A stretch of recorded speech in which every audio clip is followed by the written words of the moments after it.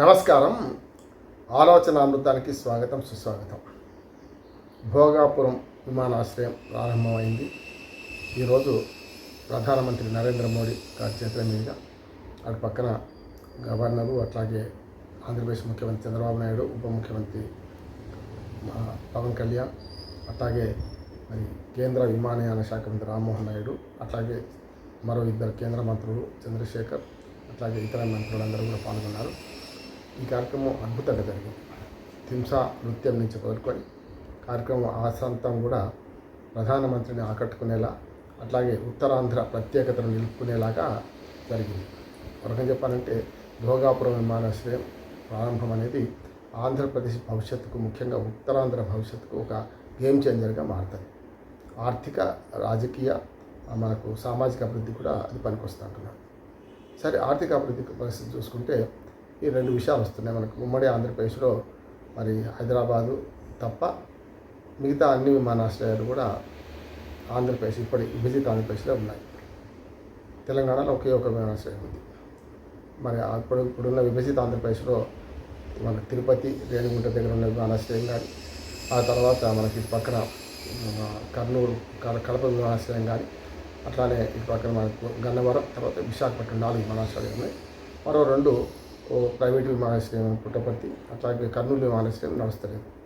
దోనకొండలో గతంలో ఉండేది సైనిక, అది కూడా నడవడం లేదు. కనుక ఆ రకంగా చూసుకుంటే విశాఖపట్నం పైకి వెళ్తే దాదాపుగా 100 కిలోమీటర్ల శ్రీకాకుళం, అక్కడి నుంచి 130 కిలోమీటర్లు ఇచ్చాపురం. అంటే ఆంధ్రప్రదేశ్లోనే విశాఖపట్నం నుంచి పైగా ఉన్న విజయనగరం, శ్రీకాకుళం జిల్లాలకు దాదాపు 230 కిలోమీటర్ల దూరం నుంచి ఒక విమానాశ్రయం కూడా లేదు. అంటే కర్నూలుకి అయితే కర్నూలు బంద్ అయినా కూడా మనకు 200 కిలోమీటర్ల లోపట్నే 170-180 కిలోమీటర్ల లోపలనే కర్నూలు వాసులకు మనకు హైదరాబాద్, శంషాబాద్ విమానాశ్రయం అందుబాటులో ఉన్నాయి.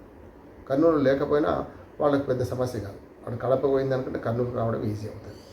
అట్లా అందుకని హైదరాబాద్కి రావడం ఈజీ అవుతుంది. కనుక అట్లా చూసుకుంటే మనకు ఈ 4 విమానాశ్రయాలు ఉండగా, ముఖ్యంగా విశాఖపట్నం విమానాశ్రయం ఉండగా భోగాపురం విమానాశ్రయం ఎందుకు అవసరమైంది అనే మాట వస్తుంది, ఆ విమర్శ.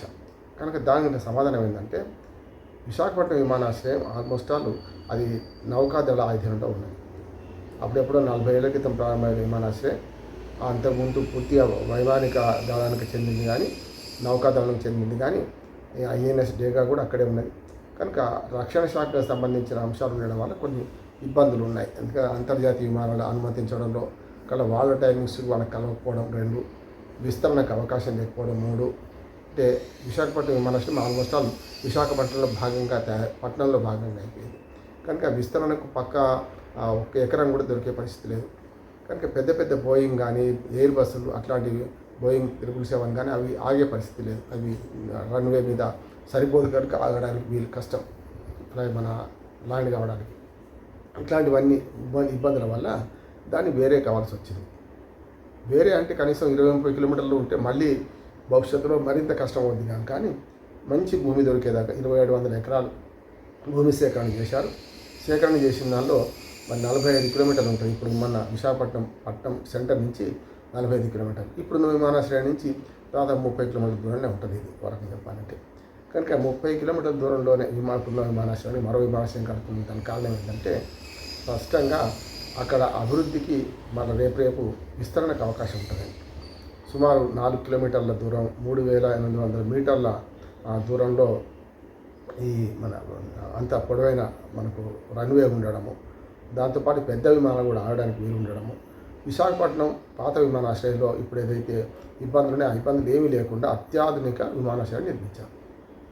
అందులో ముఖ్యంగా విమానాశ్రయ ఆకృతి కూడా ఉత్తరాంధ్ర, ముఖ్యంగా సముద్ర తీర ప్రాంతం కనుక ఆ సముద్రంలో ఉండే ఫ్లయింగ్ ఫిష్ ఆకారంలో దాన్ని ఆకారం నిర్మించారు. దాంట్లో ఏంటంటే ఫ్లయింగ్ ఫిష్ సముద్రం నుంచి ఉపరితలంకి ఎగిరి మళ్ళీ సముద్రంలోకి కొన్ని మీటర్ల దూరం ఎగిరి పడుతుంది. కనుక అట్లానే మనకు మరి భూమి మీద నుంచి మన విమానాలు కూడా పైకి ఉంటాయి కదా, భూమికి ఆకాశానికి ఎట్లా సంబంధమో, సముద్రానికి ఆకాశానికి మళ్ళీ సముద్రానికి ఎట్లా సంబంధమో ఆ చేపని పోయిన ఆకారంలో ఇది నిర్మించారు.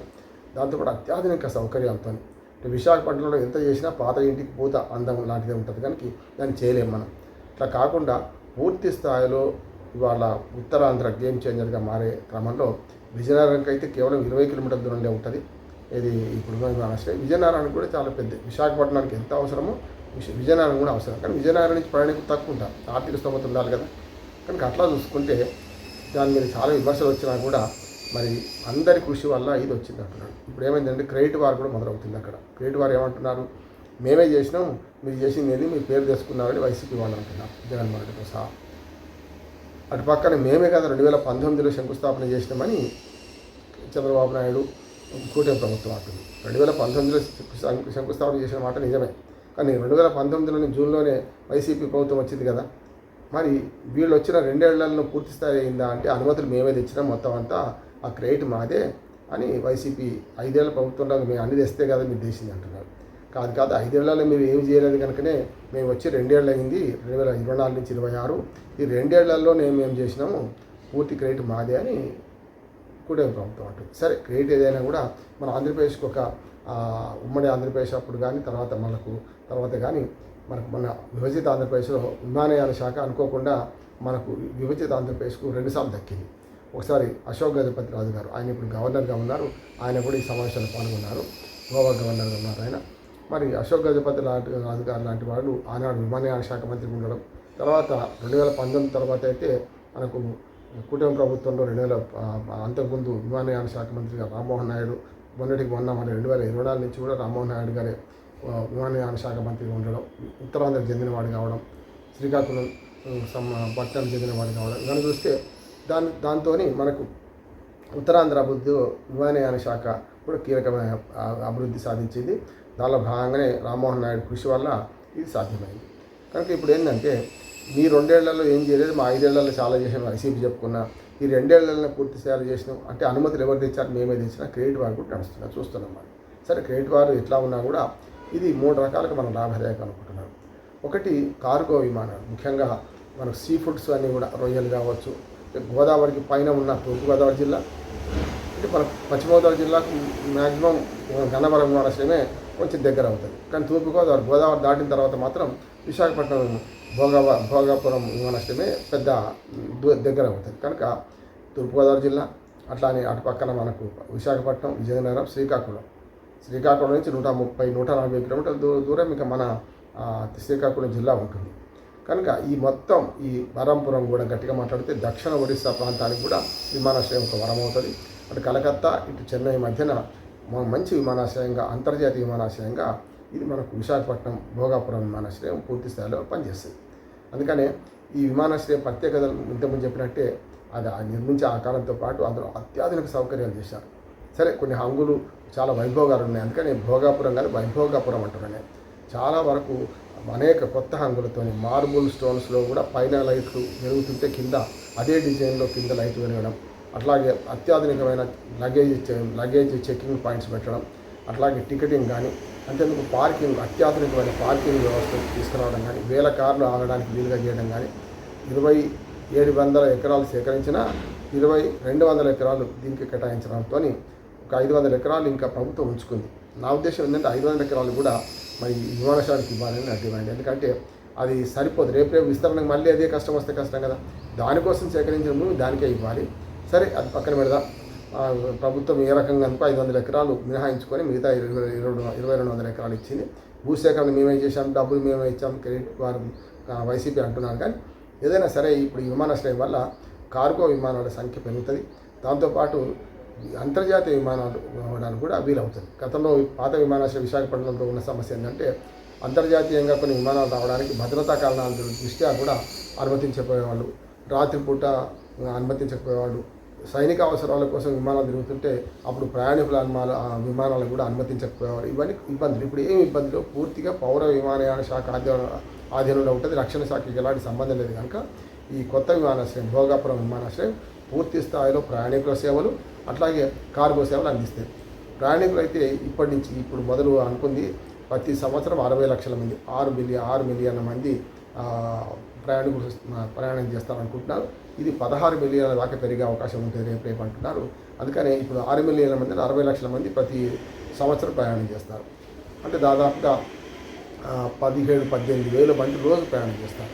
అట్లా ఆ రకంగా మరి రన్వే విస్తరణకు కూడా మంచి అవకాశం ఉంటుంది రేపు ఇంకా పెరిగితే కూడా. అందుకని భోగాపురం విమానాశ్రయం ఆంధ్రప్రదేశ్ ప్రజలకు అట్లాగే ఉత్తరాంధ్ర ప్రాంత అభివృద్ధికి కీలకమవుతుంది.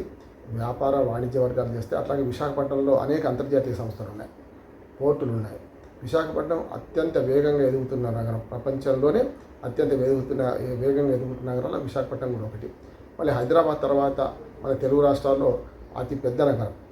అట్లాగే దాంతోపాటు అక్కడ విశ్వనగరం ఎందుకంటున్నానంటే మా కేంద్ర ప్రభుత్వ రంగ సంస్థలు ఉన్నాయి, భాషా సమస్య కూడా రాదు. ఉదాహరణకు విజయవాడ, గుంటూరు, ఎక్కడైనా సరే భాషా సమస్య, హిందీ సరిగ్గా రాదు, తెలుగు రావాల్సిందే.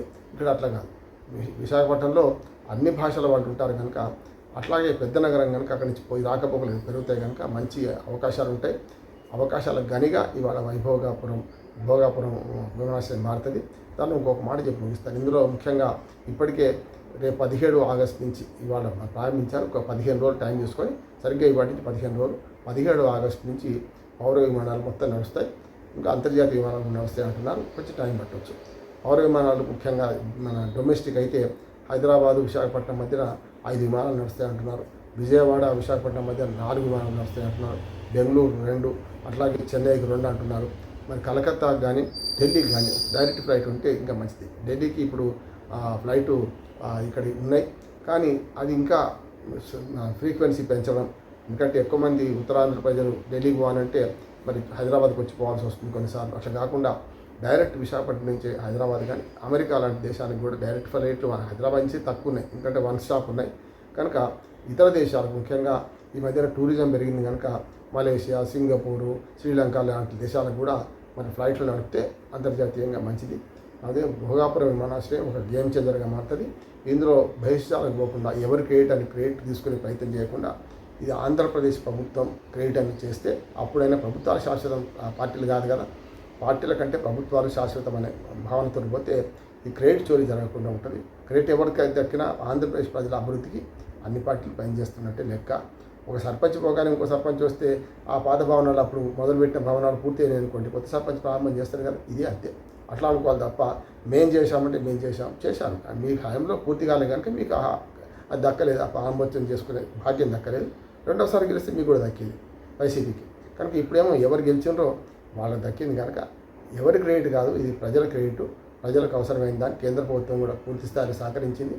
అందుకని మన మోడీ గారి క్రెడిట్ అనవచ్చు. వరకు చెప్పాలంటే ఇంత త్వరగా పూర్తి చేసి అత్యాధునిక అన్ని హంగులతో నిర్మాణమైన విమానాశ్రయాన్ని స్వాగతిస్తూ ముగిస్తున్నాను. నమస్కారం.